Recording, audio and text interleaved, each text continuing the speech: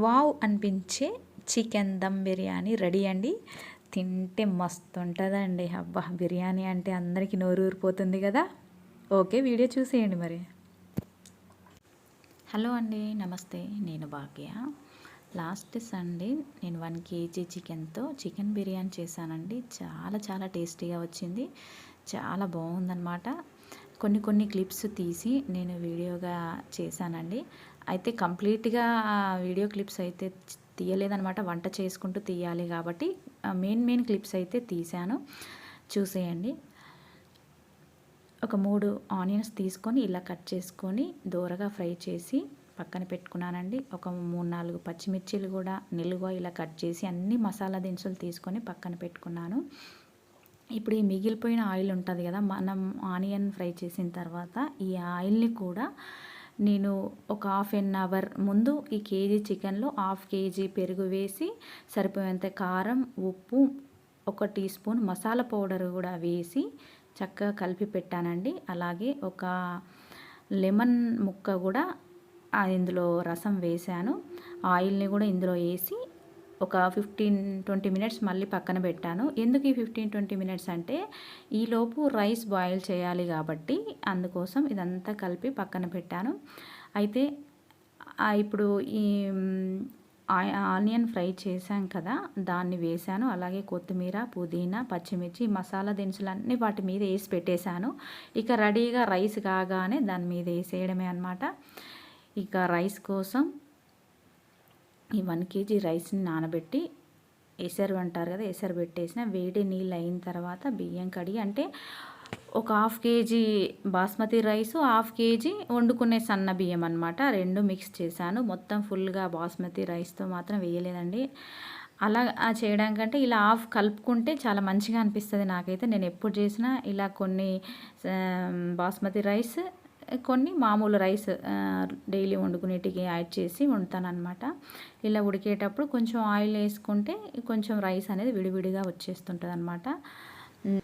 అలాగే 1/2 tea spoon salt కూడా వేసుకోవాలి. ఎందుకంటే మనం చికెన్ని కలిపినప్పుడు అందులో కూడా సాల్ట్ వేస్తాం. అలాగే వైట్ రైస్లో కూడా వేస్తే కొంచెం వైట్ అన్నం కనబడుతుంది కాబట్టి అది కూడా చప్పగా ఉండకుండా బాగుంటుంది అనమాట. ఇక మిగిలిన కొత్తిమీర కూడా అందులో చికెన్లో వేసానండి. ఇక రైస్ రెడీ అయిపోయింది. ఆ చికెన్ మీద మొత్తం రైస్ని ఈ విధంగా వేసేసాను. ఇలా వేసిన తర్వాత నెయ్యి కానీ నూనె కానీ ఇలా పైన కొంచెం చల్లుకోవాలన్నమాట. రైస్ ఏంటంటే విడిగా మంచిగా బిర్యానీ పుల్లలుగా ఉంటుంది అనమాట. చాలా బాగుంటుంది. అలా వేసుకున్న తర్వాత మూత తీసుకొని దానిపైన పెట్టేసి ఇక స్టవ్ మీద పెట్టుకోవాలండి. దానిపైన ఏంటంటే కొంచెం గాలి పోకుండా, అందులో నుంచి మంచి స్మెల్ పోకుండా ఉండడానికి ఒక మంచి బరువున్న ఐటెం పెట్టాలి. నేనైతే ఇలా చిన్న రోల్ పెట్టేశాను. ఒక 5 మినిట్స్ హై ఫ్లేమ్లో పెట్టి చూసుకోవాలి.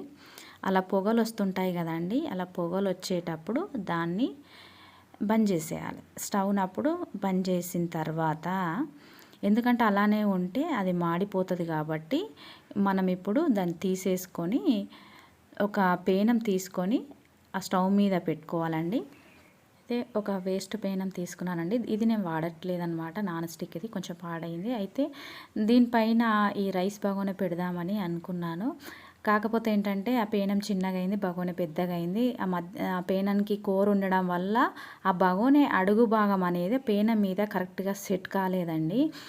అయితే ఇక ఆ పేనం తీసేసి, అక్కడ కనబడుతుంది కదా అండి, ఐరన్ పేనం పెట్టానమాట. అది దోశలు వేసేది.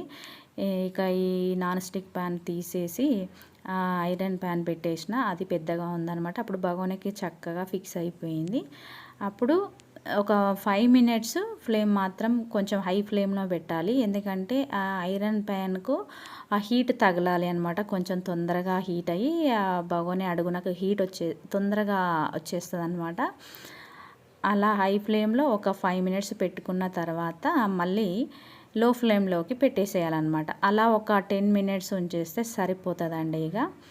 ఇక ఈ పేనాన్ని తీసి పక్కన పెట్టుకున్నాను. దీనికి కూడా యూజ్ కాలే, ఈ బగోనె కింద పెడదామంటే. ఇంకా సరేలే అని ఇక దోశలు వేసే పేనం రివర్స్లో పెట్టానన్నమాట. అది ఇలా ఒక 10 మినిట్స్ లో ఫ్లేమ్లో పెట్టుకుంటే సరిపోతుందండి. మనకు ఆల్రెడీ ఎట్లా తెలిసిపోతుంది ఆ బగోని అంచులు ఈ మూత పక్కన నుంచి అది మొత్తం కుక్ అయిన తర్వాత మనకు మంచి స్మెల్ వచ్చేస్తుంటుంది. ఆల్రెడీ మొత్తం కుక్ అయిపోయిన తర్వాత పచ్చి వాసన పోయి కమ్మటి వాసన వచ్చేస్తుంటుంది బగోని అంచులో పంటి చూస్తే. అప్పుడు చిటపట అనే సౌండ్ కూడా మనం చెవు కొంచెం దగ్గరకు పెట్టి అబ్జర్వ్ చేసినట్లయితే వచ్చేస్తుంది అనమాట. అప్పుడు మనం స్టవ్ ఆఫ్ చేసేసి మూత తీసి ఇలా చూసుకోవాలి బాగా కుక్ అయిందా లేదా అని ఒకసారి చెక్ చేసుకోవాలండి. ఎంతైనా ఒకసారి చెక్ చేస్తే బాగుంటుంది. కొంచెం పలుకు వచ్చింది అనుకోండి లైట్గా వాటర్ వేసుకోవచ్చు. లేదు అనుకుంటే కొంచెం ఇలా లైట్గా కలిపేసి పెట్టుకుంటే చాలా సూపర్గా ఉంటుంది.